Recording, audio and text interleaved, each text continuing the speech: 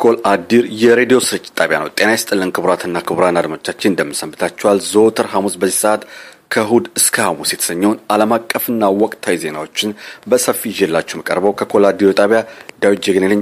በቅድሚያ ርዕሶቹን ላሰማችሁ። የቀድሞ የእስራኤል የሞሳድ ድርጅት ዋና ኃላፊ የሆኑት ሜይር ዳጋን ዛሬ ማለዳ በደረሰባቸው የካንሰር ህመም በ71 ዓመታቸው ከዚህ ዓለም ተለዩ።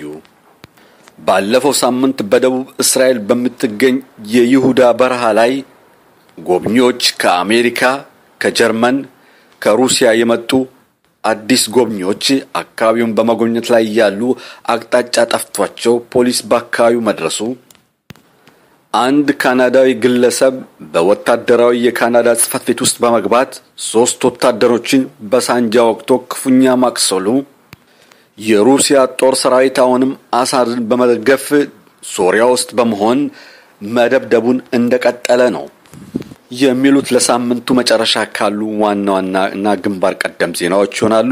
ወደ መጨረሻም የስፖርት ዜና ይኖረናል። ቆይታችሁን ከኛ ጋር አድርጉ። ዜናው በዝርዝር የቀድሞ የእስራኤል የሞሳድ ድርጅት ዋና ኃላፊ የነበሩት ሜይር ዳጋን በደረሰባቸው የካንሰር ወይም የነቀርሳ በሽታ ዛሬ ማለዳ ሐሙስ ሕይወታቸው አልፏል። ተያይዞ የመጣው ዜና እንደሚያስታውቀው ከሆነ ሜይር ዳጋን በ2012 እንደ ጎርጎሮሳውያን አቆጣጠር ካንሰር ወይም ደግሞ የነቀርሳ ህመም ይዟቸው እንደነበር የሚታወቅ ነው። ወደ ቤላሩስ በማቅናት ጉበት ተቀይሮላቸው ሕይወታቸው እንደተረፈም ተነግሯል። ሜይር ዳጋን የሞሳድ ድርጅት ዋና ሊቀመንበርን ብቻ ሳይሆኑ ለ32 ዓመት በጦር ሰራዊቱ በማገልገል ጄኔራልም ነበሩ። በስድስቱ የእስራኤል ጦርነትም ተሳትፈው ብዙ ተጋድሎ አድርገዋል። ሜይር ዳጋን የእስራኤልን ጦር ሰራዊት በ1995 ዓ.ም እንደ ጎርጎሮሳውያን አቆጣጠር በፍቃዳቸው መልቀቃቸው የሚታወስ ነው። ሜይር ዳጋን በካንሰር በሚሰቃዩበት ሰዓት ይህንን አዲስ የተቀያሪ ጉበት ሲተከላቸው ከተፈወሱ በኋላ እንዲህ ነበር ያሉት። ይሄ ጉበት ባይቀየርልኝና ባይተከልኝ ምን ያህል ሕይወቴ ልትኖር እንደምትችል አላውቅም ነበር፣ እስካሁንም አልኖርም ነበር ብለው ነበረ። ሜይር ዳጋን በመጨረሻ ዕድሜያቸው አካባቢ አንድ መግለጫ ሰጥተው ነበር። እንባ አይኖቻቸው እየታጠበ ነበር ንግግራቸውን ሲናገሩ። የዚህ ሀገሪቱ ሁኔታ እያሰጋኝ ነው፣ በጥሩ አስተዳደር ላይ አንገኝም ሲሉ ነበረ በደፈናው የደመደሙት። የእስራኤሉ ጠቅላይ ሚኒስትር ቢንያሚን ኔታንያሁ በበኩላቸው የተሰማቸውን ጥልቅ ሐዘን በመግለጽ እንዲህ ብለዋል። ሜይር ዳጋን ለሀገራቸው ታማኝና ብዙ ያገለገሉ የሚከበሩ ሰው ናቸው ብለዋል። ሀገራችን ትልቅ ሰው አጣች ሲሉ የእስራኤሉ ጠቅላይ ሚኒስትር ንግግራቸውን ደምድመዋል። የተለያዩ የእስራኤል ባለስልጣኖች ለሜይር ዳጋን የተሰማቸውን የሐዘን መግለጫ አስተላልፈዋል። ዛሬ የቀብር ስነ ስርዓታቸው እንደሚከናወን የደረሰን ዜና ገልጿል። ነፍስ ይማር። ባሳለፍነው ሳምንት በደቡብ እስራኤል በሚገኘው የይሁዳ በረሃ ላይ ከሩሲያ፣ ከዩናይትድ ስቴትስ እንዲሁም ከጀርመን የመጡ ጎብኚዎች በአካባቢው አቅጣጫ ጠፍቷቸው ፖሊስ ደርሶ ሕይወታቸው እንዳተረፈ ተናግሯል። ተያይዞ የመጣው ዜና እንደሚያስታውቀው ከሆነ እነዚህ ጎብኚዎች አካባቢውን በመጎብኘት ላይ ያሉ በበረሃው አቅጣጫ ሲጠፋቸው እንዲህ ብለዋል። ኢየሱስ ይከተለናል ነበር ያሉት። እነዚህ ጎብኚዎች የኦርቶዶክስ ሃይማኖት ተከታይ መሆናቸውንም ገልጸዋል። ፖሊስ አያይዞ በደረሰበት ሰዓት ሄሊኮፕተር ይዞ ነበር ሕይወታቸውን ያተረፉት። እነዚህ ጎብኚዎች ንግግራቸውን በማራዘም እንዲህ ብለዋል። የእስራኤል ጦር ሰራዊት ወይም ደግሞ ፖሊስ ሰራዊት ሕይወታችን በማትረፉ ምስጋናችን የላቀ ነው ብለዋል። የእስራኤል ፖሊስ ለዜጎቹና ለማንኛውም ግለሰብ ያለውን እንክብካቤና ጥንቃቄ አድንቀዋል። ካሁን በኋላ እኛ ከእስራኤል ጎን ነን በማለት መግለጫ ሰጥተዋል። አንድ ካናዳዊ አየነ ሐሰን አሊ የተባለ ግለሰብ በአንድ በካናዳ የጦር ሰራዊት ጽሕፈት ቤት ውስጥ በመግባት 3 ወታደሮችን በሳንጃ ወቅቶ አቅሱላል። ከነዚህም ውስጥ 2 ከባድና ቀላል መቁሰል አደጋ ሲደርስባቸው አንደኛው ወታደር ሕይወቱን ለማትረፍ ሐኪሞች ተረባርበዋል። ተያይዞ የመጣው ዜና እንደሚያስታውቀው ከሆነ አየነ ሐሰን አሊ የሞንትሪያል ተወላጅ መሆኑ ፖሊስ አረጋግጧል። ይህ ግለሰብ እንደተናገረው ከሆነ ከአላህ የተሰጠኝ ትዕዛዝ ነው፣ አላህ ወደዚህ እንድገል ልኮኛል ሲል ንግግሩን ደምድሟል። የካናዳ ጠቅላይ ሚኒስትር ጀስቲን ቱዶር እንደተናገሩት ከሆነ ቅንጣት ያህል ለሽብር ፈጣሪዎች ፍራቻ የለንም፣ አስፈላጊውን እርምጃ ከመውሰድ አንቆጠብም ሲሉ ንግግራቸውን ደምድመዋል። በመካከለኛው ምስራቅ ባህረ ሰላጤ ያለው የሶሪያ ውዝግብ አሁንም እንደቀጠለ ነው። ሩሲያ ግን በቃኝ አላለችም። ጦር ሰራዊቷን ይዛ በመግባት በአየር ላይ የምታደርገው ከፍተኛ ድብደባ ዳይሽን ከናካቴው ያጠፋው ይመስላል። ዳይሾች እስካሁን የሚሰማ ነገርና የሚያደርሱት አደጋ የለም። ሩሲያ ተቆጣጣሪ ያለው አልበቃኝም፣ ገና ለገና ለወደፊትም ከፍተኛ ድብደባ በማድረግ ከናካቴው የዳይሽንና ሽብር ፈጣሪዎችን አወድማለሁ ስትል መግለጫ ሰጥታለች።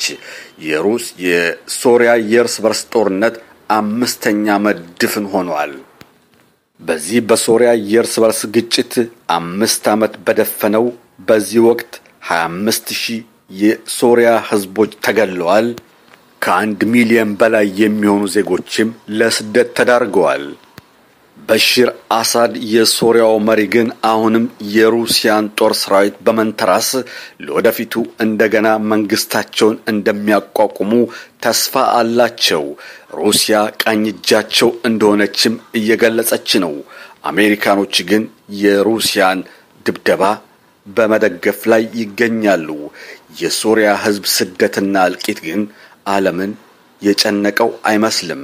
አሜሪካ ከጎኑና በርቀት ማየት ነው እንጂ ስለ ሶሪያ ህዝብም ደንታ የሰጣት አይመስልም።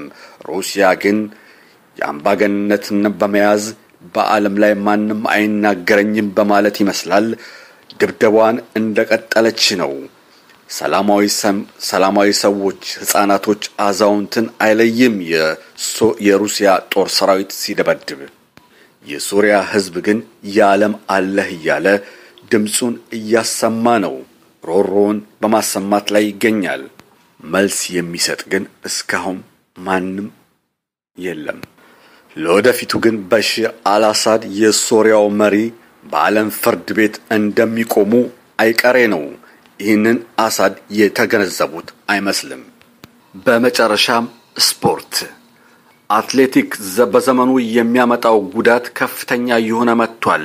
በተለይ የተለያዩ መድኃኒቶችን ወይ ኃይል ሰጪ መድኃኒቶች ይወስዳሉ የተባሉ አትሌቶች በምርመራ ላይ ይገኛሉ። ይህ ጉዳይ የኢትዮጵያ አትሌቶችንም ነካክቷል። ወደ 9 የሚሆኑ የኢትዮጵያ ሩጫ ሯጮች ወይም ደግሞ አትሌቲክ ተወዳዳሪዎች በምርመራ ላይ ይገኛሉ። አበባ አረጋዊ የተባለች የ1500 ሜትር ሩጫ አሸናፊ የሆነችው የስዊድን ዜግነት ያላት ሲሆን በዚህ ኃይል ሰጪ መድኃኒት የምትጠቀም መሆኑ ተረጋግጧል። ሌሎች 9 የኢትዮጵያ የሩጫ አትሌቲክስ ተወዳዳሪዎች በዚህ የመድኃኒት ኃይል መስጫ ተጠቅመዋል በሚል ጥርጥር ምርመራ ላይ በማካሄድ ላይ ይገኛሉ። በኢትዮጵያ አትሌቲክስ ጉዳይ ላይ ጥሩ እንደማይሆን እየተነገረ ነው። ኃይሌ ገብረስላሴ የ10,000 ሜትር ሯጭ ባለቤት የሆነውና ጀግናው ኃይለ ስላሴ እንደተናገረው ከሆነ የተለያዩ ኃይል ሰጪዎች መድኃኒቶች አሉ። እነዚህም በጤና ሚኒስቴር ዝርዝር ውስጥ ያሉና ፍቃደኛ ያላቸው እንደመሆኑ ከመናገሩም በላይ አደገኛ አደንዛዥ እጾች ይሁኑ የሚታወቅ ነገር የለም ሲል መግለጫ ሰጥቷል። ወደ እግር ኳስ ስናልፍ የ2016 የአውሮፓ የሻምፒዮኖች ሊግ ጨዋታ እንደቀጠለ ነው። ለግማሽ ፍጻሜ ጥሎ የማለፍ ውድድር ቀጥሏል። ዝርዝሩ እንሆ።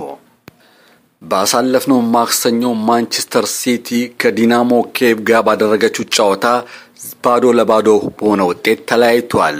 ከዚህ ሳምንት ቀደም ብሎ ማንቸስተር ሲቲ ከሜዳው ውጪ ዲናሞ ኬቭን 3-1 በሆነ ውጤት ማሸነፏ የሚታወስ ነው። አትሌቲኮ ማድሪድ ከኢንደሆቨን ጋር ባደረገችው ጨዋታ ባዶ ለባዶ በሆነ ውጤት ተለያይተው በሪጎሬ አትሌቲኮ ማድሪድ ለ7 በሆነ ውጤት አሸንፋ ለግማሽ ፍጻሜ ማለፏን አረጋግጣለች። ይህ ጨዋታ ከባድ ጨዋታ የነበረው 90 ደቂቃ ተጠቃሎ ግማሽ ሰዓት ተጨምሮም አንዳቸው መርታት አልቻሉም። ሪጎሬ የድል ጉዳይ ሆነና አትሌቲኮ ማድሪድ ለግማሽ ፍጻሜ አለፈች።